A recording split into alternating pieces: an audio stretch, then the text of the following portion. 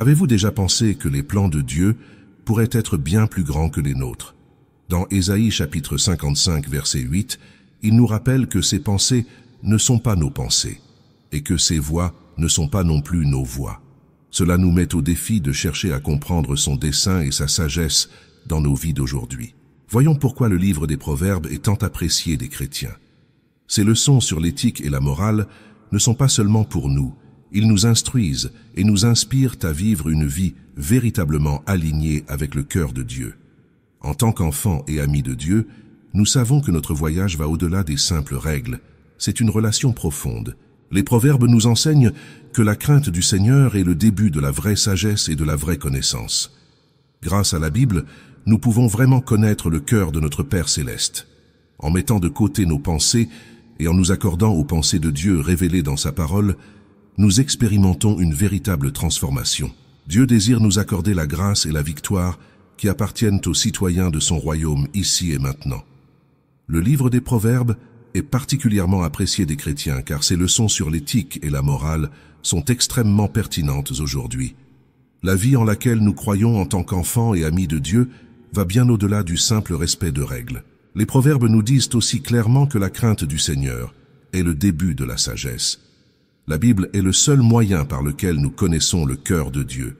Une fois les mauvaises pensées éliminées, il est temps de percevoir la transplantation mentale des pensées de Dieu révélée à travers sa parole. Dieu désire nous accorder la grâce du royaume des cieux pendant que nous vivons dans ce monde. Il désire nous donner la grâce et la victoire qui appartiennent aux citoyens de son royaume. Jésus n'a pas dit « Repentez-vous et venez au royaume », mais « Repentez-vous, car le royaume des cieux est proche ». Matthieu chapitre 4 verset 17. Par conséquent, ce n'est pas que Jésus est venu pour nous emmener au ciel, mais pour nous donner le ciel dans nos cœurs et dans nos familles. Comment pouvons-nous accepter le miracle, ressentir des limites et faire face à des situations impossibles? Quand j'étais enfant, j'observais souvent la façon dont mon père utilisait un tube de paille pour greffer un bouquet de kakis domestiques sur un kaki sauvage, le recouvrant de terre. Il y avait parfois un moment d'insécurité dû au manque de compatibilité entre la racine et la branche greffée, mais une fois la période d'adaptation passée, le greffon prospérait. Ce principe de la nature nous enseigne un principe spirituel. Tout comme le kaki sauvage peut porter le fruit du kaki domestique, de même nous pouvons penser les pensées de Dieu et dire ce qu'il dit. Quelle est la façon de procéder? C'est la question de beaucoup de gens. La pensée et le projet de l'homme produisent des conséquences humaines. Cependant, si nous prenons la pensée de l'homme et greffons en nous la pensée de Dieu, nous pourrions d'abord connaître un moment de trouble. Mais si nous surmontons l'obstacle, il sera possible de penser, d'agir et de croire en enfants de Dieu et ainsi de vivre le miracle. Beaucoup de gens refusent de rejeter leurs propres pensées et de prendre la parole de vie et la promesse parce que le cœur souffre et va à l'encontre de notre propre expérience. Cependant, si nous ouvrons notre cœur à la parole de Dieu, les projets et les pensées humaines disparaîtront et seront transformés par la parole de Dieu. En 1997, lorsque j'ai organisé la conférence de Pentecôte, de nombreux pasteurs et nouveaux convertis de l'étranger sont venus me voir et m'ont demandé « Pasteur, vous devez être un génie. Comment avez-vous réussi à construire une si grande église? Pourquoi votre église a-t-elle tellement grandi ?» J'ai répondu que je ne suis tout simplement pas un génie, car un génie ne ferait jamais ce que j'ai fait. Alors comment y suis-je parvenu? Avec la pensée de l'homme, cela ne serait pas possible, mais si la pensée de Dieu s'enracine, d'incroyables miracles se produisent. Dieu a clairement dit que tout est possible à celui qui croit. Marc chapitre 9, verset 23.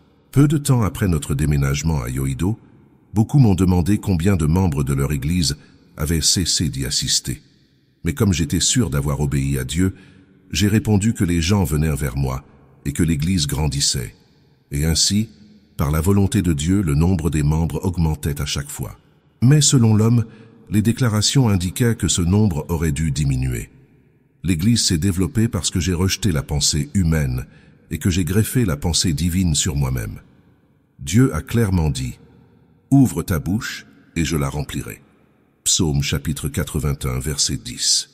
En plus de cette promesse, la Bible contient 32 500 promesses divines, de la Genèse à l'Apocalypse. La Bible est la pensée et la parole de Dieu. Dieu ne nous a pas donné sa parole pour que nous soyons de simples spectateurs, ou pour que nous vivions comme des kakis sauvages au milieu de l'échec, de la déception, du péché, de l'injustice, du mal, de la maladie et de la malédiction. Il nous a donné sa parole afin que nous puissions porter de bons fruits dans la vie par la victoire, la gloire et la victoire divine illimitée. Il est donc essentiel que nous transplantions la pensée de Dieu dans notre façon de penser. Le greffage n'implique pas de modification de l'essence de l'arbre. Tout comme nous ne retirons pas une branche d'un arbre pour la greffer sur un autre, nous devons transplanter en nous la pensée de Dieu et vivre en sa présence. La Bible dit qu'Abraham a eu son fils Isaac à l'âge de 100 ans. Le corps de Sarah vieillissait déjà, donc avoir un enfant semblait impossible. Mais Dieu a implanté sa pensée dans le cœur d'Abraham. L'acceptation ou non de cette pensée divine dépendait de chacun. Lorsque l'ange de Dieu est apparu à Abraham et lui a dit qu'il aurait un fils, il a ri si fort qu'il est tombé à terre, et Sarah a ri aussi. Malgré cela, Dieu a déclaré qu'ils auraient un fils. Abraham a accepté la pensée de Dieu, et ainsi leurs noms ont été changés. Abraham est devenu père de nombreux enfants, et Saraï a été rebaptisée princesse Sarah. Pour les incroyants, la pensée de Dieu semblait étrange. Comment un homme de 100 ans pourrait-il avoir un enfant?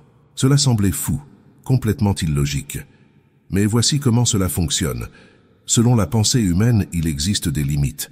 Cependant, lorsqu'une personne a la pensée de Dieu greffée dans son esprit, elle peut agir, parler et penser comme Dieu. Sarah a eu un fils à l'âge de 90 ans, et ce fils, Isaac, est considéré comme le père d'Israël. Moïse, quant à lui, était le fils de la fille de Pharaon, chef de l'armée égyptienne et futur successeur au trône. Il a grandi et a réalisé qu'il était israélite. Un jour, voyant un Égyptien maltraiter un de ses gens, il voulut se faire justice lui-même, tua l'Égyptien et l'enterra. Le lendemain, voyant 2 Israélites se battre, il demanda pourquoi ils s'attaquaient. L'agresseur a répondu « Qui vous a nommé chef et juge sur nous? Voulez-vous me tuer comme vous avez tué l'Égyptien ?» Lorsque la nouvelle parvint au palais, Pharaon ordonna la capture de Moïse, qui s'enfuit dans le désert de Madian, devenant ainsi le gendre de Jéthro. Le temps passa et Moïse vieillit.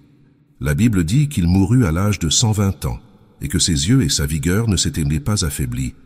Deutéronome chapitre 34, verset 7. Un jour, alors qu'il paissait les moutons sur le mont Horeb, Moïse entendit une voix venant d'un buisson ardent qui n'était pas consumé. La voix dit « Moïse, enlève tes sandales. » Le Seigneur a poursuivi en disant qu'il envoyait Moïse en Égypte pour libérer le peuple d'Israël. Moïse a alors réagi « Oh mon Dieu, je t'en supplie, envoie quelqu'un d'autre. J'ai du mal à parler et je suis trop vieux pour ça. Envoie quelqu'un d'autre à ma place. » Moïse était incapable de greffer la pensée de Dieu dans son esprit, ce qui a provoqué la colère de Dieu. Mais Dieu répondit « Ne t'ai-je pas dit que j'irai avec toi ?» Finalement, Moïse a rejeté sa propre pensée et a accepté la pensée de Dieu. De nombreux miracles se sont produits alors qu'il parlait et agissait conformément à la puissance de Dieu. Lorsque Moïse incarna la pensée de Dieu, il fut capable de libérer le peuple d'Israël de l'esclavage, de traverser la mer Rouge et de conduire plus de 3 millions d'Israélites vers la terre promise. Il a bâti la nation d'Israël et a écrit le livre de la loi. Dans le Nouveau Testament, de nombreux récits montrent comment vivre en donnant la préférence aux pensées de Dieu. Les décisions de Philippe et André en sont un exemple. La Bible dit qu'environ 5000 hommes se sont rassemblés pour entendre Jésus prêcher. Avec les femmes et les enfants, ce nombre atteint des dizaines de milliers. Les gens avaient faim, et Jésus dit aux disciples, « Donnez-leur à manger. » Il n'a pas dit cela parce que les disciples auraient la capacité de le faire eux-mêmes. Philippe a commencé à faire les calculs et a conclu qu'il n'y avait aucun moyen de nourrir autant de personnes. Il s'est approché de Jésus et lui a dit, « Nous sommes dans le désert, et il y a beaucoup de monde. Même si nous donnons à chacun une petite quantité de pain, nous aurons besoin de beaucoup de pain pour nourrir tout le monde. » Cette attitude de Philippe montre qu'il ne s'est pas approprié la parole de Jésus, qui avait dit de donner à manger. Il refusait d'implanter la pensée de Dieu dans son esprit. André, quant à lui, a su greffer la pensée de Dieu. Il a probablement pensé, si Jésus nous dit de donner de la nourriture, alors nous pouvons le faire. Jésus n'aurait jamais dit de donner de la nourriture s'il n'y avait rien à donner. André a rassemblé toute la nourriture disponible, 5 miches de pain et 2 poissons. Après avoir remercié Dieu, Jésus partagea la nourriture entre les gens, et tout le monde mangea et fut rassasié. Les disciples rassemblèrent 12 paniers remplis de restes. La pensée de Dieu est de nous sauver du péché, de nous guérir de toutes les maladies et de transformer le désespoir en espoir, la mort en vie, l'échec en victoire. Pour ce faire, nous devons d'abord greffer la parole de Dieu dans nos vies. Il n'est pas facile de choisir quelle pensée de Dieu croire. Abraham a également échoué à ce stade. Même s'il croyait au plan de Dieu d'avoir un enfant, lorsque sa femme lui proposa d'avoir cet enfant par l'intermédiaire de son esclave H, il accepta la pensée humaine et échoua devant Dieu. C'est ainsi qu'Ismaël est né. Il est extrêmement difficile de faire la distinction entre nos pensées et les pensées divines. Il est difficile d'obéir à Dieu. Nous savons qu'il y a des moments où nous n'obéissons pas parce que nous pensons que la pensée de Dieu est notre pensée, ou bien nous nous consolons en imaginant que c'est la pensée de Dieu. Abraham a échoué au début, mais a décidé d'accepter à nouveau la pensée de Dieu dans sa vie. Il a décidé de croire à la pensée de Dieu lorsque Dieu l'a fait sortir de sa tente et lui a fait compter les étoiles dans le ciel. La même chose s'est produite avec Sarah. Elle a décidé d'accepter les pensées de Dieu, même si elle savait qu'elle ne pourrait pas concevoir et avoir un enfant. Abraham a eu son fils Isaac à l'âge de 100 ans. Sarah, déjà vieille, se trouvait dans l'impossibilité d'avoir un enfant. Mais Dieu a implanté sa pensée dans le cœur d'Abraham. L'acceptation ou non de cette pensée divine dépendait de chacun. Lorsque l'ange de Dieu est apparu à Abraham et lui a dit qu'il aurait un fils, il a ri si fort qu'il est tombé à terre, et Sarah a ri aussi. Malgré cela, Dieu a déclaré qu'ils auraient un fils. Abraham a accepté la pensée de Dieu et ainsi leurs noms ont été changés. Abraham est devenu père de nombreux enfants et Saraï a été rebaptisée princesse Sarah. Tout comme les personnages de l'Antiquité, nous refusons également d'accepter ce que Dieu pense en raison de la connaissance, de la logique et de l'expérience personnelle. C'est pourquoi le processus consistant à intégrer les pensées de Dieu dans nos vies est si coûteux si l'on laisse la promesse de Dieu s'implanter et si l'on surmonte les turbulences de l'épreuve en s'accrochant à Dieu, les miracles se manifesteront sans interruption. Il ne faut donc pas considérer la Bible comme un simple rappel. Nous devons greffer la pensée de Dieu dans nos vies. Nous expérimenterons alors le miracle de vivre comme Dieu. Que pouvons-nous faire pour jouir du paradis dans notre cœur? C'est peut-être une question pour beaucoup. Le terme grec « métanoïa », qui signifie « repentir » en anglais, signifie changer complètement les pensées et les émotions de son cœur. Cela signifie que nous pouvons laisser le ciel régner dans nos vies et nos familles, si nous changeons simplement la direction de notre cœur et notre façon de penser. Par conséquent, repentez-vous des pensées négatives et remplies de frustration qui vous font reculer et vous disent que tout est fini. Changez la direction de l'émotion et de l'esprit. Laissez la parole du Seigneur grandir en vous, et alors le ciel sera à votre portée. Jésus a dit, « Prenez garde que personne ne vous séduise » Marc chapitre 13, verset 5.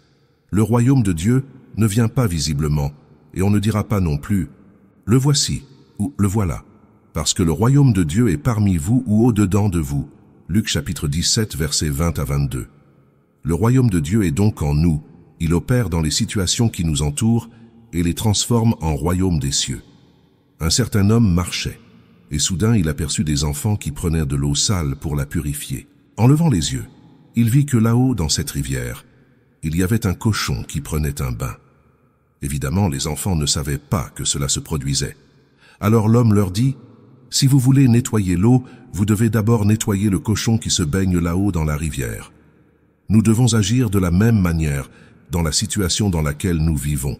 Dans le mariage, l'amour disparaît, des conflits surgissent, les enfants suivent le mauvais chemin, les choses ne fonctionnent pas, et les membres de la famille souffrent de maladies et de souffrances, remplissant nos vies d'eau sale. Nous essayons de la faire sortir d'un puits, mais quand nous y parvenons, nous voyons que l'autre puits s'est également rempli d'eau sale, et nous finissons par être déçus. Comment résoudre ce problème? La Bible dit dans Proverbes chapitre 4, verset 23, « Gardez votre cœur, car la vie en découle. » Nous devons nous repentir et changer le cours de notre façon de penser négative et destructrice en incorporant la pensée de Dieu dans nos vies. Dieu et sa parole doivent être dans nos cœurs pour que la pensée divine domine nos vies et transforme tout ce qui nous entoure. L'atmosphère du royaume des cieux peut être ressentie si nous greffons la parole de Dieu dans notre cœur. Chaque parole qui sort de la bouche de Dieu ne revient pas vide, mais accomplit le but pour lequel elle a été envoyée. Ésaïe 55. Alors lisez et étudiez la Bible. Même si votre intellect doute, accrochez-vous à la parole de Dieu qui dit « Tout est possible à celui qui croit ». Marc chapitre 9, verset 23. Si vous avez besoin de la guérison divine, confessez. C'est par ces meurtrissures que nous sommes guéris. Isaïe chapitre 53, verset 5. Pour jouir d'une bonne santé physique, apportez la parole qu'il dit. Apportez toutes les dîmes au magasin, afin qu'il y ait de la nourriture dans ma maison. Et éprouvez-moi en cela, dit l'Éternel des armées, si je n'ouvre pas vos fenêtres de ciel et déverse sur toi une telle bénédiction que la plus grande abondance viendra à toi. Malachie chapitre 3, verset 10. Enquêtez sur les pensées de Dieu à travers sa parole. Cela permettra de produire de nombreux fruits de bonheur dans votre vie. Que le méchant abandonne son chemin, et le méchant ses pensées, et qu'il retourne à l'Éternel, et il aura pitié de lui et à notre Dieu, car il est grand en pardonnant. Ésaïe chapitre 55, verset 7.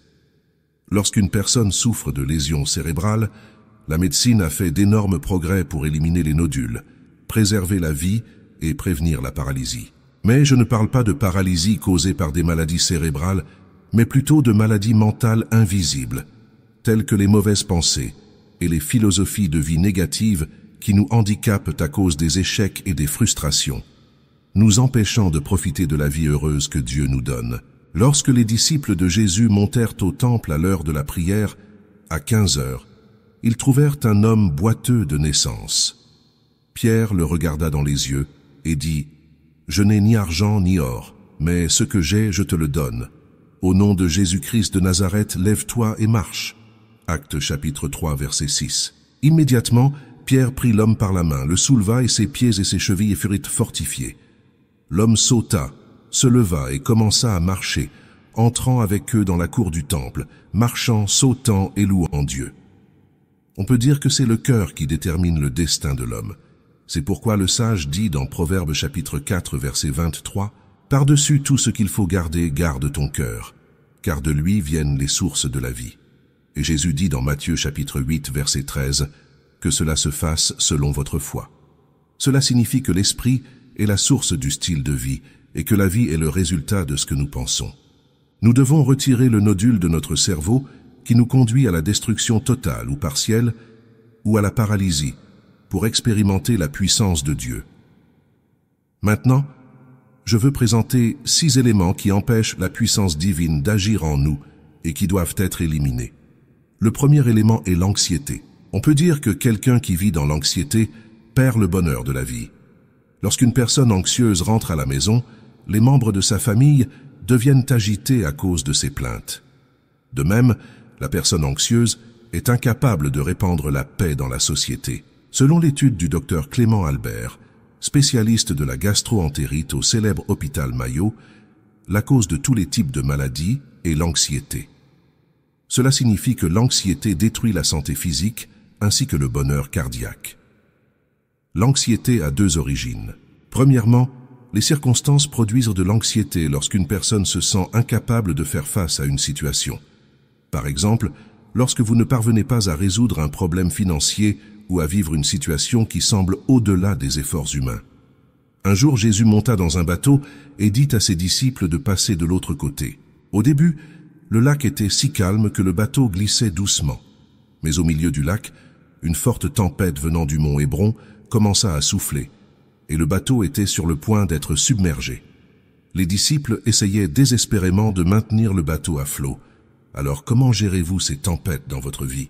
Pouvez-vous greffer les pensées de Dieu dans votre cœur et avoir confiance qu'il a le contrôle?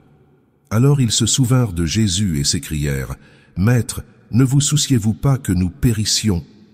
Jésus se leva, réprimanda le vent et la mer, et aussitôt tout redevint calme. Regardant ses disciples, il dit, « Pourquoi avez-vous peur, vous de peu de foi ?» Jésus n'a pas dit qu'il n'avait pas la foi, car chacun a la foi selon ce que Dieu lui a donné. Cependant, la foi des disciples était basée sur les émotions et les sentiments, et non sur la parole de Dieu.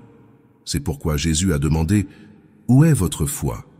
La parole de Dieu demeure pour toujours et ne change pas. S'accrocher à la parole de Dieu, c'est accepter que malgré les circonstances, nous pouvons avoir la paix en plaçant notre foi dans la parole de Dieu. Le péché produit de l'anxiété. Lorsqu'une personne pêche, elle devient anxieuse parce qu'elle perd confiance devant Dieu. Le péché sépare l'homme de Dieu. Quand Adam et Ève ont péché, ils ne pouvaient pas se tenir devant Dieu. Genèse chapitre 3 verset 10 dit « J'ai entendu tes pas dans le jardin, et j'ai eu peur parce que j'étais nu, alors je me suis caché. » La cause de la peur était le péché. En mangeant le fruit défendu, Adam et Ève découvrirent qu'ils étaient nus et ne pouvaient pas se présenter devant Dieu. De même, Isaïe chapitre 48 verset 22 dit qu'il n'y a pas de paix pour les méchants.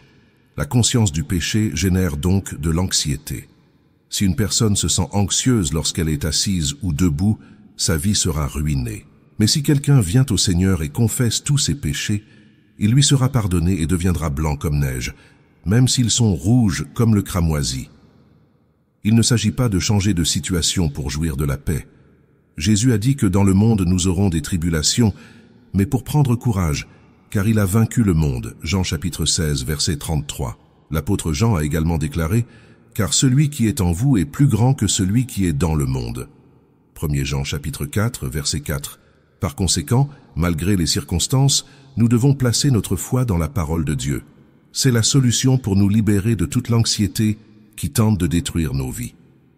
Le deuxième élément est la solitude. La solitude dont je parle n'est pas celle causée par les circonstances. Par exemple, si vous réservez du temps pour prier dans les montagnes et être seul avec Dieu, ce n'est pas de la solitude. La solitude, c'est se sentir seul, caractérisé par l'égocentrisme, vouloir recevoir sans donner et rester indifférent au bonheur des autres.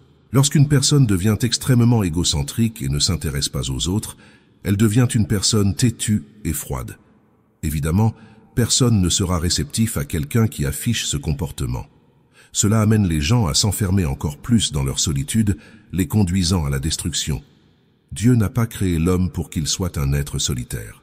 Dans Genèse chapitre 2 versets 18 et 24, le Seigneur dit qu'il n'est pas bon que l'homme soit seul, je ferai de lui une aide appropriée. C'est pourquoi l'homme quitte son père et sa mère et s'accroche à sa femme, et ils deviendront une seule chair. Dans la langue chinoise, le mot homme est représenté par des caractères formés de deux traits qui se soutiennent, désignant deux personnes qui forment une unité. C'est pourquoi Jésus a prié le Père en disant « Notre Père qui es aux cieux ». Ce n'est pas le plan de Dieu que l'homme soit seul. Même lorsqu'il prêchait l'Évangile, Jésus envoyait ses disciples deux par deux. L'apôtre Paul était toujours accompagné, d'abord par Barnabas, puis, après une dispute, il rejoignit Silas, tandis que Barnabas rejoignait Jean-Marc.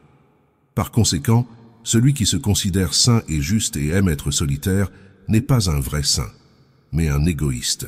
Nous devons nous libérer de la solitude de notre cœur qui ne fait que détruire nos vies. Le troisième élément est une foi indécise. La foi sans les œuvres est morte. Quand quelqu'un doute et hésite entre une chose et une autre, il se révèle être une personne indécise.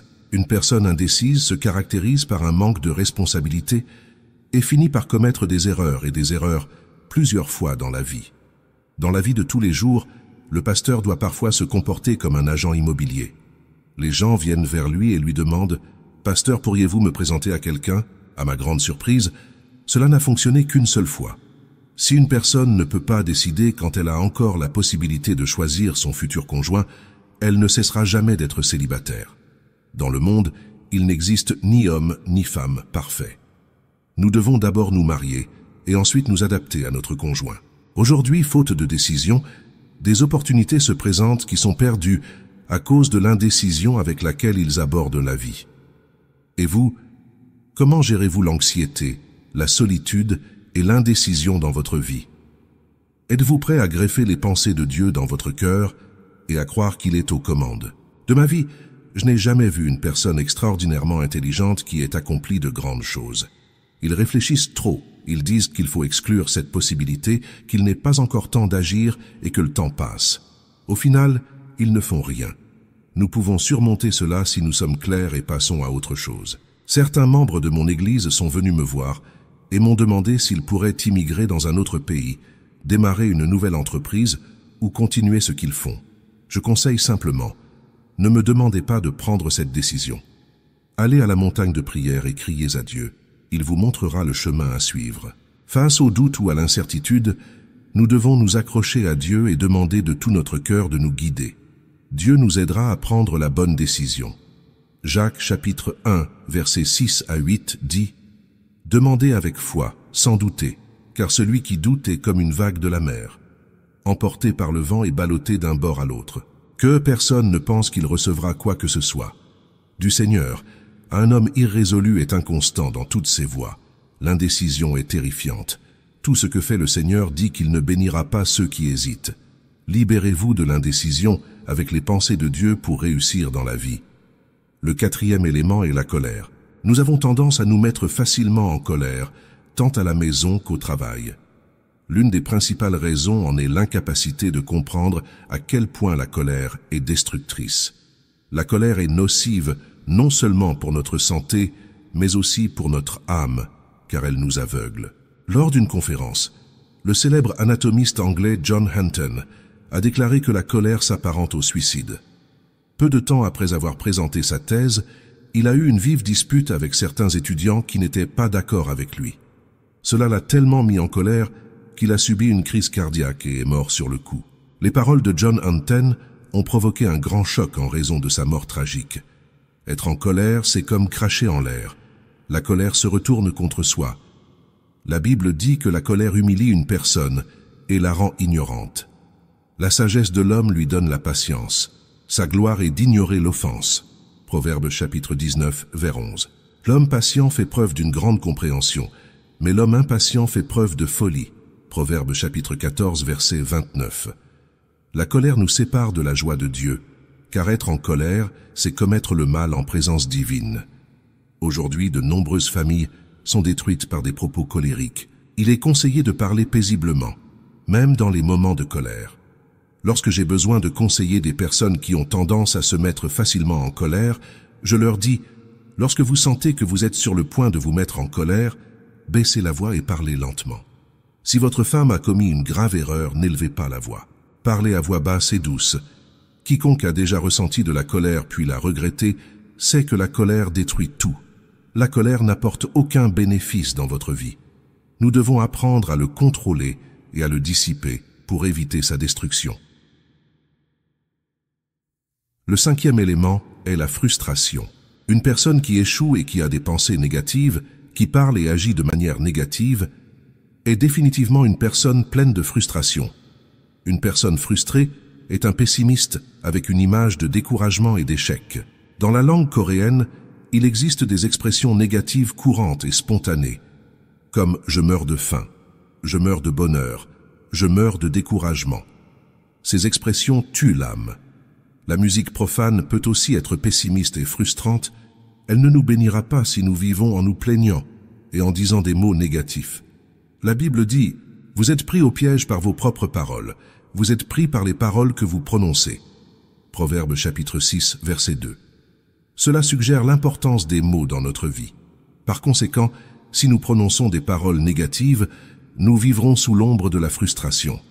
Je reçois beaucoup de lettres de l'intérieur du pays. Si le contenu est négatif et frustrant, je ne répondrai pas.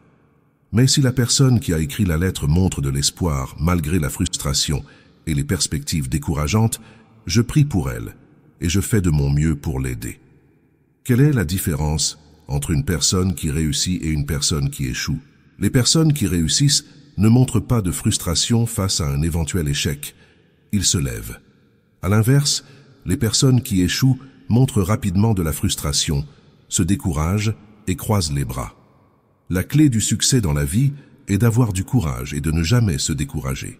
À 70 ans, le colonel Sanders était endetté de plusieurs milliers de dollars et était fauché. Il était tellement affecté qu'il a été admis à l'hôpital et n'a pas pu dormir. Cependant, un matin, il entendit un cantique qui disait « Dieu te protège, repose-toi sous ses ailes ». Tel un somnambule, il s'est rendu d'où venait la chanson. Il trouva une petite église et une vieille femme chantant devant l'autel. Sa voix ressemblait à celle d'un ange. À ce moment-là, il s'est repenti et a donné sa vie au Seigneur, expérimentant une grande paix, la paix que seuls ceux qui marchent avec Dieu connaissent. Avant sa faillite, Sanders était un homme d'affaires. Il a décidé de laisser son passé derrière lui et de recommencer. Il a surmonté l'adversité en faisant confiance au Seigneur et, suivant la direction du Saint-Esprit, il a commencé à vendre du poulet. Et vous, comment gérez-vous l'indécision, la colère et la frustration dans votre vie? Êtes-vous prêt à greffer les pensées de Dieu dans votre cœur et à croire qu'il est aux commandes? Aujourd'hui, il est un millionnaire de renommée mondiale. C'est l'histoire de Sanders, mieux connu sous le nom de KFC. De la même manière, nous devons nous libérer de la frustration qui nous conduit à l'échec. Le 6e et dernier élément est l'auto-abus. Des histoires criminelles comme celle de Sherk Eun, qui s'est évadé de prison et a vu son histoire transformée en film, nous aident à voir la société sous un autre angle. Mais la philosophie de vie des protagonistes, selon laquelle ce qui sera, n'est pas correcte. Il y a quelques années, Jun a tué 26 personnes en 10 mois, provoquant une grande horreur dans la société. Enfant, Sherk Eun a eu un accident qui l'a laissé orphelin, et la pauvreté lui a fait voir la vie d'une manière sombre. Après plusieurs années et un divorce avec sa femme, il abandonne tout et devient un meurtrier. C'est une histoire tragique de conscience de soi. Je connais une famille dont le mari est diplômé en médecine de l'université de Tokyo et est maintenant professeur dans une université de Californie. La femme est aussi une professionnelle. Malgré quelques divergences d'opinion, ils se sont séparés émotionnellement. Finalement, le mari est devenu délirant, pensant que sa femme voulait le tuer et a dormi avec un couteau à côté du lit. Pouvez-vous imaginer une femme dormant à côté d'un homme avec un couteau à côté du lit? Cela la rendait folle. Dieu merci. Le message a été transmis à travers moi, et ils ont accepté Jésus comme leur Seigneur. Genèse chapitre 2 verset 15 raconte que le Seigneur Dieu a placé l'homme dans le jardin d'Éden pour en prendre soin et le cultiver. Le jardin d'Éden est notre cœur. Dans les temps anciens, la source de la vie se trouvait en Éden, mais aujourd'hui, la source de la vie se trouve dans nos cœurs. Dieu nous dit de prendre soin de notre cœur. Nous devons fonder nos pensées sur la parole de Dieu pour préserver notre cœur. Le succès et l'échec ne dépendent pas de circonstances extérieures, mais de l'état de notre cœur. Nous pouvons être heureux si, par la pensée de Dieu, nous éliminons les 6 tumeurs du cœur, l'anxiété, la solitude, l'indécision, la colère, la frustration et l'auto-abus. Trouvez la force dans le Seigneur, dans la parole de Dieu et dans la prière pour éliminer de votre vie tout ce qui empêche la puissance de Dieu d'agir. Cher Dieu Tout-Puissant, nous nous tournons vers toi en ce moment avec un cœur humble et nécessiteux. Nous savons que dans la vie, nous sommes confrontés à des défis qui peuvent sembler accablants et à des moments où nous nous sentons découragés. Nous reconnaissons que son pouvoir transformateur est toujours présent pour ceux qui le recherchent avec sincérité et foi, tout comme ceux qui ont trouvé du réconfort en votre présence dans les moments de désespoir. Nous demandons que nous aussi expérimentions votre paix qui dépasse toute compréhension. Donne-nous la force d'affronter les difficultés avec courage et détermination. Aide-nous à maintenir l'espoir et la confiance dans ton plan parfait pour nos vies. Nous demandons particulièrement à ceux qui traversent des moments difficiles en ce moment, que votre paix intérieure vous fortifie dans votre foi et vous aide à ressentir votre présence au milieu de vos épreuves. Puisse-t-il refléter votre amour et votre grâce envers ceux qui vous entourent. Permettez-nous d'être porteurs de votre paix et de votre confort, en étant les instruments de votre pouvoir transformateur dans le monde. Seigneur, écoute et réponds aux prières que nous laissons dans les commentaires. Nous savons que vous êtes toujours prêts à répondre selon votre volonté parfaite et votre amour inépuisable. Que chaque personne qui vous crie trouve réconfort, force et réponse en votre présence. Au nom de Jésus, Amen. Si ce message a apporté quelque chose de significatif à votre vie, partagez votre expérience. Assurez-vous d'être abonné et partagez avec vos amis afin que davantage de personnes soient touchées par la parole de grâce de notre Seigneur Jésus-Christ. Grâce et paix.